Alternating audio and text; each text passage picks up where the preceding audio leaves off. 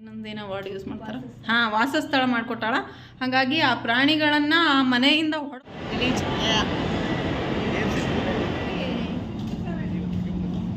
ಬಾ.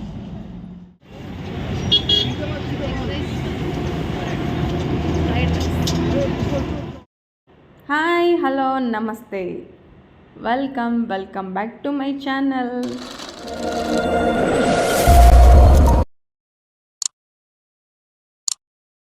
ಎಲ್ಲರೂ ಹೆಂಗದಿರಿ? ಐ ಹೋಪ್ ಎಲ್ಲರೂ ಚೆನ್ನಾಗಿದ್ದೀರಿ ಅಂತ ಅಂದ್ಕೊಳ್ತೀನಿ. ನಾನು ಕೂಡ ಸೂಪರ್ ಆಗಿದ್ದೀನಿ. ಬನ್ನಿ, ಇವತ್ತಿನ ವ್ಲಾಗ್ನ ನಾನು ನನ್ನ ರೆಸಿಪಿ ಅಂದರೆ ನನ್ನ ಅಡುಗೆಯಿಂದನೇ ನಿಮ್ಮ ಜೊತೆ ನಾನು ಶೇರ್ ಮಾಡ್ಕೊತಾ ಇದ್ದೀನಿ. ಹಿಂದಿನ ವ್ಲಾಗಲ್ಲೇ ಹೇಳಿದ್ದೆ ನಿಮಗೆ, ನಾನು ಬ್ಲೌಸ್ ಡಿಸೈನ್ ಒಳಗಡೆ ಹೇಳಿದ್ದೆ ನಿಮಗೆ. ಆ ವ್ಲಾಗ್ ಮಾಡಿದಾಗ ನಮ್ಮದು ಪಡ್ಡು ಅದೇ ಹುಳಿ ಬಂದಿರಲಿಲ್ಲ ಅಂಥೇಳಿ, ಪಡ್ಡು ಚೆನ್ನಾಗಿ ಬಂದಿರಲಿಲ್ಲ ಅಂತ ಹೇಳಿದ್ನಲ್ಲ. ಸೊ ಹಾಗಾಗಿ ನೆಕ್ಸ್ಟ್ ಡೇ ಸ್ವಲ್ಪ ಉದ್ದಿನಬೇಳೆ ರುಬ್ಬಿ ಹಾಕಿದೆ. ಉದ್ದಿನಬೇಳೆನೂ ಸ್ವಲ್ಪ ಕಡಿಮೆ ಆಗಿತ್ತು ಮತ್ತು ಹುಳಿ ಕೂಡ ಬಂದಿರಲಿಲ್ಲ. ಹಾಗಾಗಿ ಪಡ್ಡು ಚೆನ್ನಾಗಿ ಬಂದಿರಲಿಲ್ಲ ಅಂತೇಳಿ ಒಂದು ಸ್ವಲ್ಪ ಉದ್ದಿನಬೇಳೆ ನೆನೆಸಿ ಪಡ್ಡಿಗೆ ರುಬ್ಬಿಟ್ಟಿದ್ದೆ. ಪಡ್ಡಿನ ಜೊತೆಗೆ ಏನು ಒಂದು ಸ್ವಲ್ಪ ಪಡ್ಡು ಇಲ್ಲ ದೋಸೆ, ಪಡ್ಡು ಬಂದಿಲ್ಲ ಅಂದರೆ ದೋಸೆ ಮಾಡ್ಕೊಂಡ್ರೆ ಆಯಿತು ಅಂಥೇಳಿ ಒಂದು ಆಲೂಗಡ್ಡೆ, ಬದನೆಕಾಯಿ ಮತ್ತು ತೊಗರಿಕಾಳು, ಅವರೆಕಾಳು, ಸೊ ಇಷ್ಟನ್ನು ಬೇಯಿಸ್ಕೊಂಡು ಚೂರು ಬೇಳೆನೂ ಹಾಕ್ಕೊಂಡು ಇಷ್ಟೊಂದು 5 ಥರ ಇದೆ ಅದರೊಳಗಡೆ ವೆರೈಟಿ ಸಾಂಬಾರು ಮಾಡ್ತಾಯಿದ್ದೀನಿ ಇವತ್ತು. ಅದನ್ನ ಅಷ್ಟೂ ಬೇಯಿಸ್ಕೊಂಡು ಮಾಮೂಲಿ ಸಾಂಬಾರೆಲ್ಲ ಮಾಡ್ಕೊತೇನಲ್ಲ ಹಂಗೆ ಮಾಡ್ಕೊಂಡೆ. ದೋಸೆಗೂ ಒಂದು ಸ್ವಲ್ಪ ದಪ್ಪಗಿದ್ರೆ ಚೆನ್ನಾಗಿ ಆಕತಿ, ಪಡ್ಡಿಗೂ ರುಚಿ ಆಕತಿ ಅಂತಂದು. ಆಮೇಲೆ ಏನಾಯಿತು, ಪಡ್ಡಿಗೆ ಇದೊಂದು ಕ್ಯಾರೆಟ್ ಅಂತ ಹೇಳಿ ಬರ್ತೈತಲ್ಲ, ನಮ್ಮ ಕಡೆ ಇದನ್ನ ಏನೋ ಅಂತಾರೆ, ನೆನಪು ಬರೋಲ್ಲ ನನಗೆ. ಸೊ ಅದನ್ನು ತುರಿದು ಈರುಳ್ಳಿ, ಕೊತ್ತಂಬರಿ, ಕರಿಬೇವು ಎಲ್ಲ ತುರ್ಕೊಂಡು ಈ ಹಿಟ್ಟಿಗೆ ಹಾಕ್ಯಂಡೆ.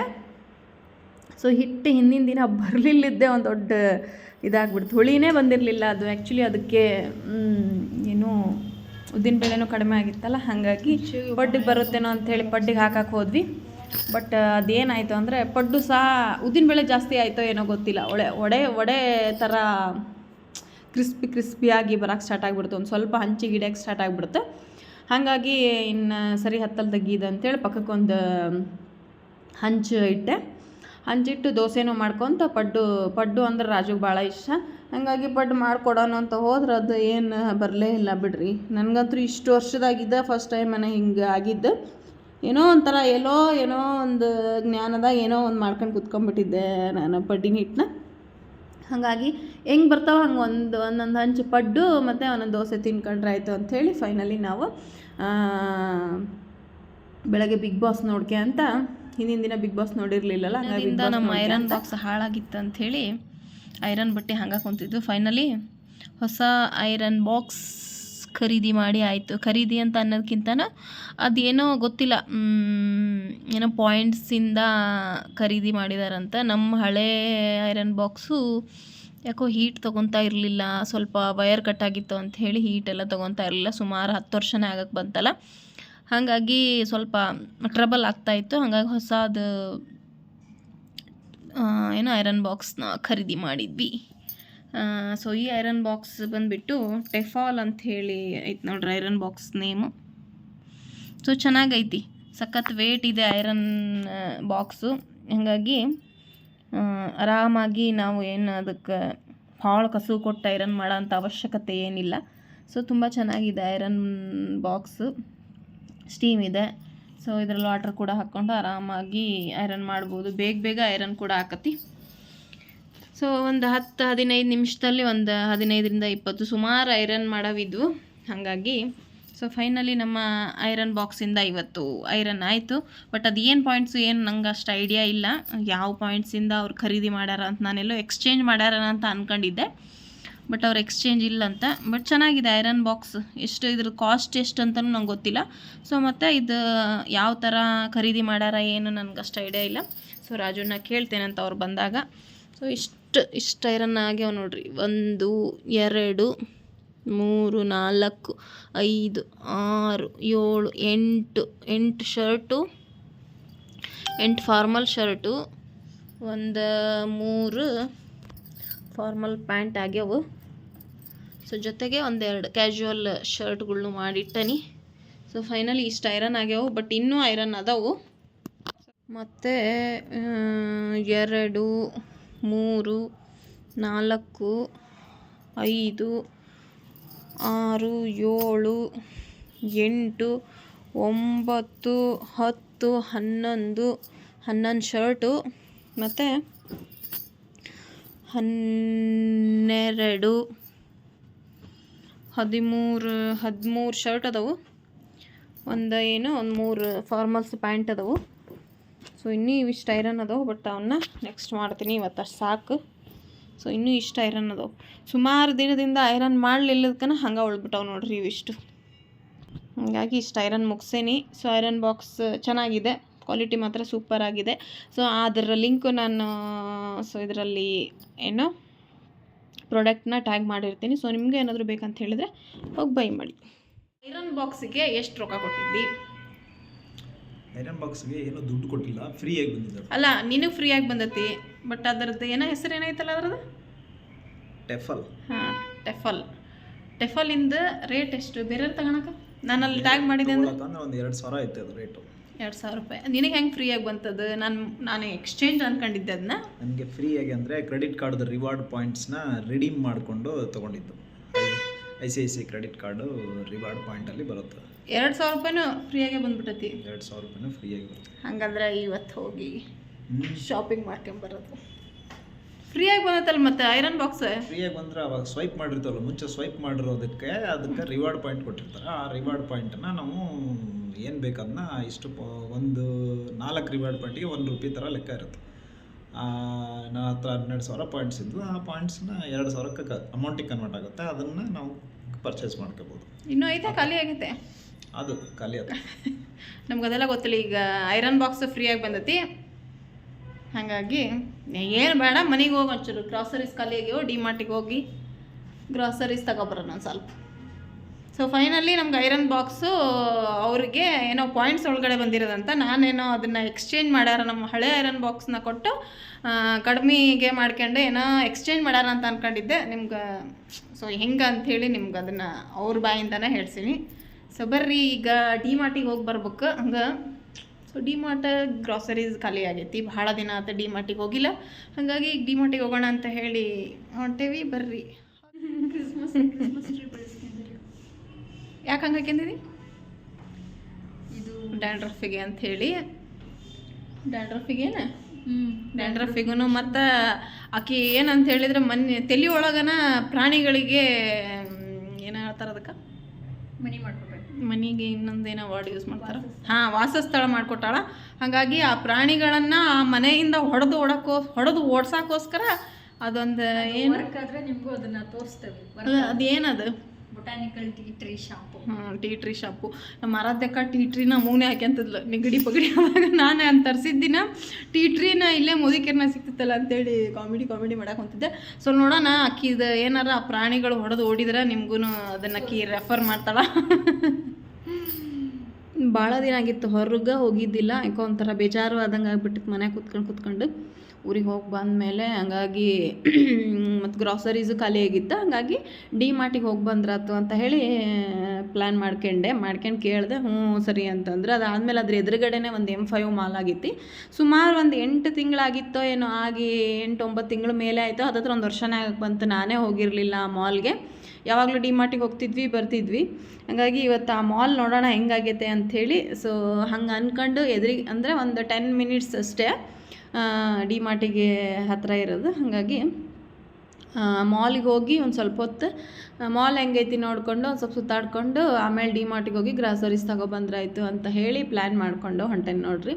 ಅದ್ರಾಗೂ ಇನ್ನೊಂದು ನಮ್ಮ ಎಲೆಕ್ಟ್ರಾನಿಕ್ ಸಿಟಿ ಒಳಗನೆ, ಅದ್ರಾಗೂ ಇಲ್ಲೇನ ಈ ಎಲೆಕ್ಟ್ರಾನಿಕ್ ಸಿಟಿ ಮತ್ತು ಕೋನಪ್ಪ ನಗರದಾಗ ಒಂದು ಮಾಲ್ ಆಗಿರೋದು ಭಾಳ ಹೆಲ್ಪ್ಫುಲ್ ಆಗೈತಿ. ಅಲ್ಲಿ ಜನ ನೋಡ್ಬಿಟ್ರೆ ನಂಗಂತರೂ ಜನಕ್ಕೊಂದು ಹೆಲ್ಪ್ ಆದಂಗೆ ಆಯ್ತು. ಇಲ್ಲಿ ಯಾವುದೂ ನಿಯರ್ ಮಾಲೇ ಇರಲಿಲ್ಲ. PVRಗಾಯಿತು ಅಥವಾ ಈ ಥರ ಮಕ್ಕಳಿಗೆ ಎಂಟರ್ಟೈನ್ಮೆಂಟು ಒಂದು ಸ್ವಲ್ಪ ಫ್ರೀ ಮೈಂಡ್, ನಮಗೂ ಕೂಡ ಒಂದು ಮನೆಯಲ್ಲೇ ಇರ್ತೀವಲ್ಲ, ಒಂದು ಸ್ವಲ್ಪ ಮೈಂಡ್ ಫ್ರೀಗೋಸ್ಕರ ಹೊರಗೆ ಹೋಗಿ ಬರೋಕ್ಕೂ ಅದೊಂದು ಮಾಲ್ ಚಲೋ ಆಗೈತಿ. ಬಟ್ ನಾವು ಯಾವಾಗೂ ಹೋಗಲ್ಲ, ಬಟ್ ಕಡಿಮೆ ನಾವು ಹೋಗೋದು. ಹಾಗಾಗಿ ಫೈನಲಿ ಬಂದ್ವಿ M5 ಮಾಲ್. ಲೇಟ್ ಆಗಿಬಿಡ್ತದೆ ಹೋಗೋದ್ಲೇನ. ಫೈನಲಿ ಬಂದ್ವಿ. ಮಾತ್ರ ಮಾಲ್ ಮಾತ್ರ ಭಾಳ ಅಂದ್ರೆ ಭಾಳ ಚೆನ್ನಾಗೈತಿ M5 ಅಂಥೇಳಿ. ಡಿಮಾರ್ಟಿಂದ ನಿಯರ್ ಇಲ್ಲಿರೋರಿಗೆ ಎಲ್ಲರಿಗೂ ಆಲ್ಮೋಸ್ಟ್ ಆಲ್ ಗೊತ್ತಿರ್ತೈತಿ. ಬಟ್ ಬೇರೆಯವ್ರಿಗೆ ಅಂತ ಜಸ್ಟ್ ನಾನು ಅವ್ರಿಗೆ ಎಕ್ಸಾಕ್ಟ್ ಲೊಕೇಶನ್ ಥರ ಹೇಳ್ತಾ ಇದ್ದೀನಿ. ಡಿ ಮಾರ್ಟಿಗೆ ಹತ್ರನೇ ಒಂದು 10 ಮಿನಿಟ್ಸ್ ಅಷ್ಟೇ. ಈ ಹಿಂಗೆ ದಾಟ್ಕೊಂಡು ಹೋದರೆ ಆ ಕಡೆ M5, ಈ ಕಡೆ ಬಂದರೆ ಡಿ ಮಾರ್ಟ್ ಅಷ್ಟೇ. ಹಾಗಾಗಿ ಹೋಗಿ ಬಂದ್ರಾಯ್ತು ಅಂತ ಒಂದು ಸ್ವಲ್ಪ ಪ್ಲ್ಯಾನ್ ಮಾಡ್ಕೊಂಡು ಬಂದ್ವಿ. ಸುಮಾರು ಜನನೂ ಇದ್ದರು. ಇಲ್ಲಿ ಜನ ಹೇಳಿದ್ನಲ್ಲ ಮಾಲಲ್ಲಿ ಆ ಕಡೆ ಹೋದ ಶ್ರೀ ಜನಕ್ಕೆ. ಸಂಡೇ ಹೊರ ಮಾಲ್ ಇತ್ತಲ್ಲ ಆ ಥರ ಓಡಾಡ್ತಾ ಇದ್ರು. ಮೇಲ್ಗಡೆನೂ ತುಂಬ ಚೆನ್ನಾಗಿ ಮಾಡಿದ್ದಾರೆ. ಒಂದು 4-5 ಫ್ಲೋರ್ ಇದ್ದವು. PVR ಕೂಡ ಇದೆ. ಒನ್ ಟೈಮ್ PVR ಹೋಗ್ಬೇಕು ಮೂವಿಗೆ, ಬಟ್ ರೇಟ್ ಜಾಸ್ತಿ ಇರ್ತೈತೆ ಅನ್ನೋದಕ್ಕೆ ಅವಾಯ್ಡ್ ಮಾಡಿಬಿಡ್ತೀನಿ. ಯಾಕಂದರೆ ನಾವು ಮೂವಿ ನೋಡೋದೇ ಕಡಿಮೆ, ಅಷ್ಟಕ್ಕೊಂದು ದುಡ್ಡು ಹಾಕಬೇಕಂತ ವಿಚಾರ ಮಾಡ್ತೇನೆ ನಾನಷ್ಟೇ. ಹಾಗಾಗಿ ನೋಡೋಣ, ಈಗ ತುದೀಪನ ಮೂವಿ ಬರ್ತೈತಲ್ಲ, ಆದರೆ ಇಲ್ಲೇ ಹೋಗಿ ಬರೋಣ, ಇಲ್ಲಾಂದರೆ ನೋಡೋಣ ಅಂತ ಅಂದ್ಕೊಂಡಿದ್ದೀನಿ. ಇನ್ನೊಂದು ಹೆಣ್ಮಕ್ಳು ಹೊಲಸು ಬುದ್ಧಿ ಏನಂದ್ರೆ, ಈ ವಾಶ್ರೂಮಲ್ಲಿ ದೊಡ್ಡ ಮಿರರ್ ಹಾಕಿರ್ತಾರಲ್ಲ, ಅಲ್ಲೊಂದು ಫೋಟೋ ಒಂದು ವಿಡಿಯೋ ತೊಗೊಳ್ಳೋದು ಒಂದು ನಮ್ಮ ಹೆಣ್ಮಕ್ಳ ಹಾಬಿ. ಸೊ ಹಂಗಾಗಿ ಅಲ್ಲೊಂದು ವಿಡಿಯೋ ತೊಗೊಂಡು ಅದಾದಮೇಲೆ ಫುಲ್ ಮಾಲೆಲ್ಲ ನೋಡ್ಕೊಂಡು ಬಂದ್ವಿ. ಏನಾದ್ರು ಬಟ್ಟೆ ನೋಡೋಣ ಅಂತ ಹೇಳಿ ಹೋದರೆ ವಿಪರೀತ ರೇಟ್ ಮಾಲ್ ಒಳಗೆ. ಅದಾದಮೇಲೆ ಏನಾಯ್ತು, ಸಿಕ್ಕಿದೆ ಚಾನ್ಸ್ ಅಂಥೇಳಿ ಬರ್ಗರ್ ತಿಂದಿದ್ರು ನಮ್ಮ ಮನೆಯವ್ರು ಒಂದ್ಸಲ. ರಾಜು ಒಂದು ಟೈಮ್ ಯಾವಾಗ ಅವ್ರು ಇಂಥವು ಯಾವನು ಇಷ್ಟಪಡಲ್ಲ, ನಮಗೂ ಇಷ್ಟ ಇಲ್ಲ. ಇಷ್ಟು ವರ್ಷದಲ್ಲಿ ಇದು 2 ಟೈಮ್ಸ್ ಅನ್ಸುತ್ತೆ, ಮೋಸ್ಟ್ಲಿ 2ನೇ ಸಲ ಇದು ನಾವು ತಿಂತಾ ಇರೋದು. ಒಂದು ಸಲ ಯಶುನ ಬುಕ್ ಮಾಡಿದ್ಲು ಬರ್ಗರ್, ಅವಾಗ ತಿಂದಿದ್ವಿ, ಚೆನ್ನಾಗೈತಿ, ಅದನ್ನ ಬುಕ್ ಮಾಡವ ಅಂದ್ಲೆ. ನನಗರ ಫಿಂಗರ್ ಚಿಪ್ಸ್ ಅಂದ್ರೆ ಭಾಳ ಇಷ್ಟ. ಹಾಗಾಗಿ ಫಿಂಗರ್ ಚಿಪ್ಸೂ ಬೇಕು ನನಗೆ, ನೀವು ಅದು ತಗರ್ರಿ ಅಂತ ಹೇಳಿದೆ. ಅದು ಒಂದೇನೋ ಕಾಂಬೋ ಆಫರ್ ಥರ ಇತ್ತು. 2 ಬರ್ಗರ್, ಒಂದಿಷ್ಟು ಫಿಂಗರ್ ಚಿಪ್ಸು, ಒಂದು ಕೋಕಾ ಕೋಲಾ, ಅದಾದಮೇಲೆ ಇದೊಂದು ಬಿಸ್ಕಿಟು. ಇನ್ನು 299 199ಗೇನೋ ಆಫರ್ ಇತ್ತಂತ. ಸೊ ಅದನ್ನು ತೊಗೊಂಡ್ವಿ. ಅದನ್ನ ತೊಗೊಂಡು ತಿಂದ್ವಿ. ಅದೇನೋ ಹೊಟ್ಟೆ ತುಂಬಂಗೆ ಏನಿರಲಿಲ್ಲ, ಒಂದಿಷ್ಟು ಪೀಸ್ ಥರ ಬಂತಷ್ಟೇ, ಅಲ್ಲೆಲ್ಲ ಹತ್ತಂಗಾಯ್ತು ಬಾಯಿಗಷ್ಟೇ. ಅದಾದಮೇಲೆ ಆ ಮಾಲಿಂದ ಹೊರಗಡೆ ಬಂದ್ವಿ. ನೋಡಿರಿ, ಆ ಕಡೆಯಿಂದ ಈ ಕಡೆ ದಾಟ್ಕೊಂಡು ಬಂದರೆ ಡಿ ಮಾರ್ಟ್, ಇಲ್ಲೇ ಎದುರುಗಡೆನೇ ಡಿ ಮಾರ್ಟ್ ಇದೆ. ಸೊ ಜಸ್ಟ್ ಹಿಂಗೆ ದಾಟ್ಕೊಂಡು ಹಿಂಗೆ ಬಂದುಬಿಟ್ರೆ ಡಿ ಮಾರ್ಟ್ ಎದುರುಗಡೆನೇ. ಹಾಗಾಗಿ 2 2 in 1 ಅನ್ನೋ ಥರ ಆಕತಿ. ಇವತ್ತು ಸಂಡೇನೂ ಐತಿ, ಒಂದು ಸ್ವಲ್ಪ ನಮಗೂ ಮೈಂಡ್ ಫ್ರೀ ಆಗ್ತೈತಿ, ಒಂದು ಸ್ವಲ್ಪ ಹೊರಗಡೆ ಔಟಿಂಗ್ ಹೋಗಿ ಬಂದಂಗೂ ಆಗ್ತೈತಿ ಅಂತ ಪ್ಲ್ಯಾನ್ ಮಾಡಿಕೊಂಡು, ಸೊ ಮಾಲ್ದೆಲ್ಲ ಮುಗಿಸ್ಕೊಂಡು ಮಾಲಿಂದ ಡಿ ಮಾರ್ಟಿಗೆ ಬಂದ್ವಿ. ಡಿ ಮಾರ್ಟಲ್ಲಂತೂ ವಿಡಿಯೋ ತೊಗೊಳಕ್ಕೆ ಅಲೋ ಇರೋಂಗಿಲ್ಲ. ಇನ್ನು ಗ್ರಾಸರೀಸ್ ತುಂಬಕನ ಹವಣಾಗ್ಬಿಡ್ತೈತಿ. ಭಾಳ ಏನಿರಲಿಲ್ಲ, ಒಂದು ಸ್ವಲ್ಪ ಇತ್ತು ಗ್ರಾಸರೀಸ್. ಹಂಗಾಗಿ ತೊಗೊಂಡು ಅದಾದಮೇಲೆ ಒಂದು ಸ್ವಲ್ಪ ವಿಡಿಯೋ ನೋಡೋಣ ಅಂತೇಳಿ ಒಂದು ಸ್ವಲ್ಪ ತೊಗೊಂಡೆ. ಅಲ್ಲಿ ಬಟ್ಟೆ ಹತ್ರ ನಮ್ಮ ತಮ್ಮನ ಮಗಳಿಗೆ ಬಟ್ಟೆ ತಗೊಳ್ಳೋಣ ಅಂತ ಮೇಲೆ ಹೋಗಿದ್ನಲ್ಲ, ಅಲ್ಲಿ ತೊಗೊಂಡೆ ನೋಡ್ರಿ, ಅವಿಷ್ಟ ಗ್ರಾಸರೀಸ್. ಅವಾಗ ಒಂದು ಚೂರು ವಿಡಿಯೋ ತೊಗೊಂಡೆ. ಅಲ್ಲಿ ಆಲ್ರೆಡಿ ಒಬ್ಬರು ಬಂದು ನೋ ಫೋಟೋಗ್ರಫಿ ವಿಡಿಯೋ ಅಂತ ಹೇಳಿದರು. ನಾನು ಯಾವಾಗೂ ಮಾಡೋದೇ ಕಡಿಮೆ. ಅದಾದಮೇಲೆ ಎಲ್ಲ ಮುಗಿಸ್ಕೊಂಡು ಹೊರಗಡೆ ಬಂದ್ವಿ. ಯಶು ಮತ್ತು ರಾಜು ಇಬ್ಬರು ಎಗ್ ರೈಸ್ ತೊಗೊಂಡು ತಿಂದರು. ಸೊ ನಾನು ವೆಜ್ ಫ್ರೈಡ್ ರೈಸ್ ತೊಗೊಂಡು ತಿಂದೆ. ನಾನು ಎಗ್ ತಿನ್ನಲ್ಲ ಅಂತಲ್ಲ, ತಿಂತೇನೆ, ಬಟ್ ಇಷ್ಟ ಆಗಲ್ಲ ಅಷ್ಟೇ. ಅದೆಲ್ಲ ಮುಗಿಸ್ಕೊಂಡು ಮನೆಗೆ ಹೊರಟ್ವಿ. ಇವಳು ಇಂಥ ಚಳಿ ಒಳಗೆ ಐಸ್ ಕ್ರೀಮ್ ಬೇಕಾ ಅಂದೆ. ಅಯ್ಯಪ್ಪ ಬೇಕಂತೇಳಿ ತಗೊಬಂದು ತಿನ್ನೋಕಂತೂ ನಂಗಂತೂ ಬೇಡವ, ನೀವು ಅಷ್ಟೇ ತಿನ್ನಿರಿ ಅಂತ ಹೇಳಿ, ಸೊ ಮನೆಗಂತೂ ಫೈನಲಿ ಮನೆಗೆ ಹೊರಟಿದ್ದೇವೆ. ಮನೆಗೆ ಬಂದ್ವಿ. ಈಗ ಡಿ ಮಾರ್ಟಿಂದ ಬಂದ್ವಿ. ನೋಡಿದ್ರಿ, ಏನೋ ರಾಜು ಮತ್ತು ಯಶು ಇಬ್ಬರು ಎಗ್ ರೈಸ್ ತಗೊಂಡು ತಿಂದ್ರೆ. ಇನ್ನು ನಾನು ವೆಜ್ ಫ್ರೈಡ್ ರೈಸ್ ತೊಗೊಂಡಿದ್ದೆ. ಅಂದರೆ 4 ಗಂಟೆ 5 ಗಂಟೆ ಸುಮಾರು ಹಂಗೆ ಊಟ ಮಾಡಿದ್ವಿ. ಸೊ ಅದು ಅಲ್ಲಿ ಬರ್ಗರು ಮತ್ತು ಏನೋ ಫ್ರೆಂಚ್ ಫ್ರೈ ಎಲ್ಲ ತೊಗೊಂಡಿದ್ವಲ್ಲ, ಹಾಗಾಗಿ ಜಾಸ್ತಿ ಹೊಟ್ಟೆ ಹಸಿವಾಗಿದ್ದಿಲ್ಲ. ಅದು ಸ್ವಲ್ಪ ಟೇಸ್ಟ್ ಮಾಡೋಣ ಅಂತ ಹೇಳ್ತಿದ್ದು. ಫಸ್ಟ್ ಟೈಮ್ ನಾವು ಮಾಲ್ ಒಳಗೆ ತಿಂದಿದ್ದು ಅಂತ ಹೇಳಿದ್ರೆ, ನಾವು ಯಾವ ಮಾಲ್ ಒಳಗೂ ಏನೂ ತಿಂದಿದ್ದಿಲ್ಲ. ಅದ್ರಾಗೂ ಇತ್ತೀಚೆಗೆ ರಾಜು ಇಂಥವೆಲ್ಲ ತಿನ್ನೋದು ಬಿಟ್ಬಿಟ್ಟಿದ್ರು. ಯಾಕೋ ಸರಿ ಬರ್ಗರ್ ಇಷ್ಟ ಆಗೈತಿ, ಮೊನ್ನೆ ತರಿಸಿದ್ದು ಬುಕ್ ಮಾಡು ಅಂತ ಆರ್ಡ್ರ್ ಮಾಡು ಅಂತ ಹೇಳಿದ್ರೆ, ಹಾಗಾಗಿ ಹೇಳಿದ್ರಲ್ಲ ಅಂಥೇಳಿ ಬರ್ಗರು ಮತ್ತು ಸೊ ಹಂಗಾಗಿ ಅದನ್ನು ಆರ್ಡ್ರ್ ಮಾಡಿ ಒಂದೊಂದು ಪೀಸ್ ಸ್ವಲ್ಪ ಟೇಸ್ಟ್ ಮಾಡ್ಕೊಂಡು ತಿಂದು ಬಂದಿದ್ವಿ. ಅದಕ್ಕೆ ಅಲ್ಲೇ ಎಗ್ ರೈಸ್ ಟೈಮು ಆಗ್ಬಿಟ್ಟಿತ್ತು, ಆಲ್ರೆಡಿ 9:45 10 ಗಂಟೆ ಆಗಿಬಿಟ್ಟಿತ್ತು. ಹಂಗಾಗಿ ಅಲ್ಲೇನ ನಾನು ವೆಜ್ ಫ್ರೈಡ್ ರೈಸ್ ತಿಂದೆ, ಅವರು ಎಗ್ ರೈಸ್ ತಿಂದರು. ಸೊ ನಾನೇನು ಎಗ್ ತಿನ್ನೋಂಗಿಲ್ಲ ಅಂತಲ್ಲ, ಎಗ್ ತಿಂತೇನೆ, ಬಟ್ ಏನೋ ಎಗ್ ರೈಸ್ ತಿನ್ನೋಕೆ ಯಾಕೋ ತಿನ್ನೋಕೆ ಇಷ್ಟ ಆಗಂಗಿಲ್ಲ.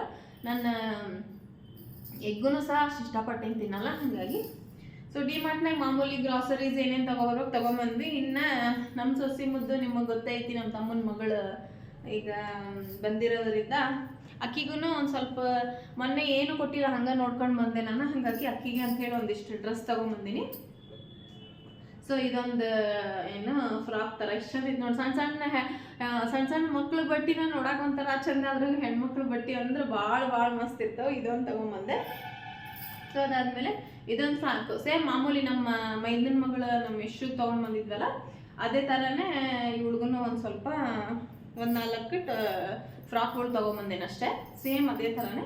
ಇದೊಂದು ಪಿಂಕ್, ಇದೊಂದು ಮತ್ತು ಇದೊಂದು ಸೇಮ್ ತೊಗೊಂಬಂದೇನೆ. ಅವಳಿಗೆ ಹೆಂಗೆ ತೊಗೊಂಬಂದಿದ್ದು ನೋಡು ಹಂಗನೇ ಇದೊಂದು ಒಂಥರ ಚಂದದ ಇಟ್ಟಿಟ್ಟು ಪುಟ್ಪುಟ್ಟು ಚಂದಿದ್ದು. ಸೊ ಹಂಗಾಗಿ ಇವೊಂದು 4 ಡ್ರೆಸ್ ಅಷ್ಟೇ ತೊಗೊಂಬಂದೆ. ಸೊ ಇಷ್ಟ ಆಗಿತ್ತು ನೋಡ್ರಿ ನಮ್ದು ಶಾಪಿಂಗು ಮತ್ತು ಮಾಲು. ಸೊ ಈ ಬ್ಲಾಗ್ ಏನಾದ್ರು ಇಷ್ಟ ಆದರೆ ಲೈಕ್ ಮಾಡಿ, ಕಮೆಂಟ್ ಮಾಡಿ, ಶೇರ್ ಮಾಡಿ, ಹಾಗೆ ಪಕ್ಕದಲ್ಲಿರೋ ಬೆಲ್ ಬಟನ್ ಕೂಡ ಕ್ಲಿಕ್ ಮಾಡಿ. ಯಾರಾದರೂ ಹೊಸಬ್ರು ಹಾಗೆ ವಿಡಿಯೋ ನೋಡ್ತಾ ಇದ್ದರೆ ಒಂದು ಸಬ್ಸ್ಕ್ರೈಬ್ ಮಾಡಿಕೊಂಡು ವಿಡಿಯೋ ನೋಡಿ. ಸೊ ನೆಕ್ಸ್ಟ್ ಬ್ಲಾಗಲ್ಲಿ ನಾನು ನಿಮ್ಮ ಜೊತೆ ಸಿಗ್ತೇನೆ. ನೆಕ್ಸ್ಟ್ ಬ್ಲಾಗ್ ಏನಿರ್ತೈತಿ ಏನು ಅಂತ ಹೇಳಿ ನಾನು ನಿಮ್ಮ ಜೊತೆ ಸಿಗ್ತೀನಿ. So thank you so much.